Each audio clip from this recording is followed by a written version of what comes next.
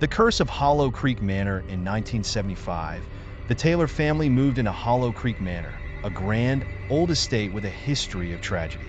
The manor had charm, but a sense of foreboding hung in the air. Their first night, they heard faint whistling from the upstairs hall, a soft but eerie sound that echoed in the empty corridors. They climbed upstairs to investigate, but found nothing. Yet, the whistling returned every night like a distant, haunting melody. Sometimes it seemed to come from a specific spot, but they could never pinpoint it. The sound felt more like a presence than a simple noise. Lucy, their young daughter, found a doll at the foot of the stairs one morning. The doll looked antique, its painted face cracked and faded. Lucy felt like its glass eyes followed her wherever she went. She showed it to her parents, who shrugged it off, saying it must have been left behind. But soon, strange things started happening.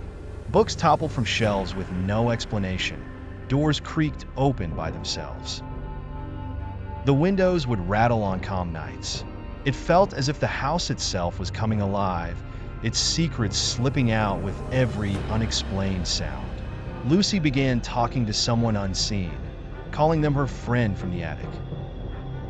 Her parents were concerned, but chalked it up to imagination. However, whenever Lucy spoke of her friend, the room would grow cold and a strange tension would settle around them. One night, Lucy claimed the doll had turned its head to face her while she was sleeping. She woke up terrified and told her parents, who thought it was a bad dream. But the unease grew.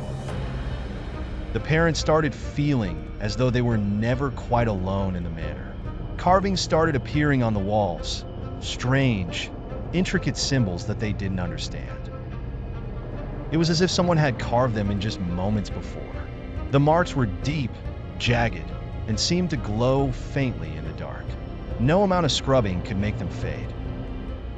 A neighbor confided to them about a little girl who once lived in the house, but disappeared under mysterious circumstances.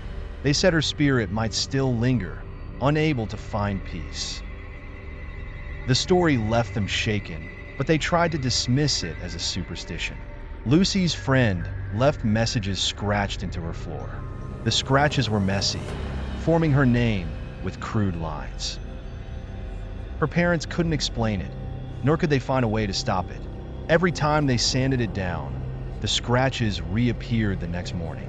Desperate, they called a priest to cleanse the house.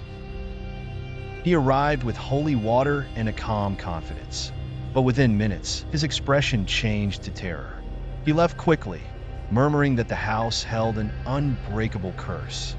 His words sent chills through them.